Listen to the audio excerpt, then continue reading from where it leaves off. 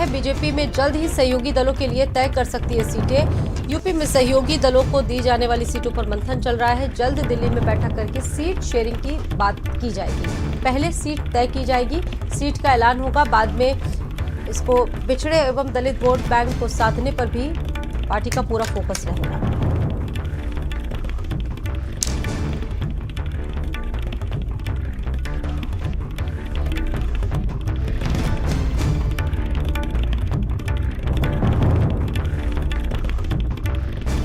चुनाव के बाद अब यूपी की सीटों पर मंथन तमाम दलों का। बीजेपी भी जल्द सहयोगी दलों के लिए तय कर सकती है सीटें।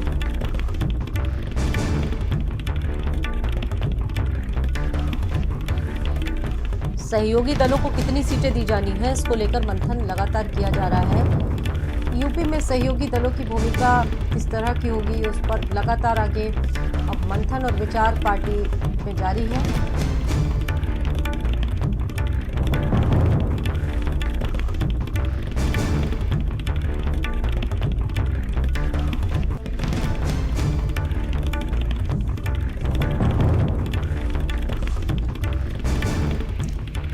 संदीप खेर मेरे साथ जुड़ चुके हैं। इस खबर पर सीधा रुख करेंगे संदीप खेर का। संदीप, बीजेपी अब इस पर पूरी फोकस कर रही है कि दूसरे दलों को कितनी सीट दी जानी चाहिए और कितना उनकी महत्वपूर्ण भूमिका रहेगी, इस पर आगे मंथन किया जा रहा है। आगे क्या कुछ रूपरेखा रहेगी इसकी? देखिए स्वाति, 5 राज्यों में देखिए चुनाव हुए थे। 3 राज्यों के परिणाम के बाद भारतीय जनता पार्टी देखिए अब यूपी की लोकसभा सीटों की तैयारियों में जुट गई और इसको लेकर देखिए मंत्रणा भी लगातार चल रही है। सहयोगी दल की देखिए अगर बात करी जाए, अपना दल अनुप्रिया पटेल निषाद पार्टी और उसी के साथ साथ अब देखिए जिस तरीके से सुहेलदेव भारतीय समाज पार्टी यानी ओम प्रकाश राजभर की पार्टी। और देखिए भारतीय जनता पार्टी इस बार किसी भी सहयोगी दल को नाराज नहीं करना चाहती है, क्योंकि देखिए भारतीय जनता पार्टी को ये बात पता है कि सभी सहयोगी दल के जो उनके खुद के कोर वोटर हैं वो एक बड़ी संख्या में, और अगर हम किसी भी सहयोगी दल को नाराज करते हैं तो उसका खामियाजा हमको भुगतना पड़ेगा, वो चाहे 5 सीटों की बात करी जाए या फिर 10 सीटों की बात करी जाए। अनुप्रिया पटेल का एक बड़ा रोल रहता है भारतीय जनता पार्टी में, और उसी के साथ साथ देखिए चाहे हम निषाद समाज की बात करें यानी संजय निषाद की, ओम प्रकाश राजभर भी देखिए लगातार अब भारतीय जनता पार्टी के साथ में, और भारतीय जनता पार्टी को लेकर ही लगातार वो अब मंचों से भी बोलते हैं कि आने वाले समय में, बल्कि वो ये भी कहते हैं कि विपक्षियों ने भी ठाना है कि पीएम मोदी को ही प्रधानमंत्री बनाना है।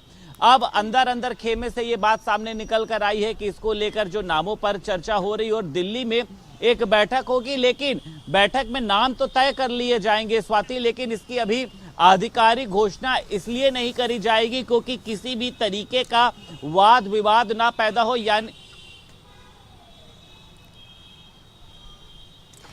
बिल्कुल संदीप, आप जिक्र भी कर रहे हैं इस बात का। और देखिए जो इस वक्त स्थिति इंडिया गठबंधन की है, विपक्षी दलों की जो स्थिति है उस पर बीजेपी का भी पूरा फोकस है, और हर एक कदम आप बता रहे हैं कि हर एक कदम बीजेपी अब फूक फूक कर आगे बढ़ रही है, क्योंकि जो नतीजे आए हैं वो पूरी तरह से बीजेपी के अनुरूप आए हैं।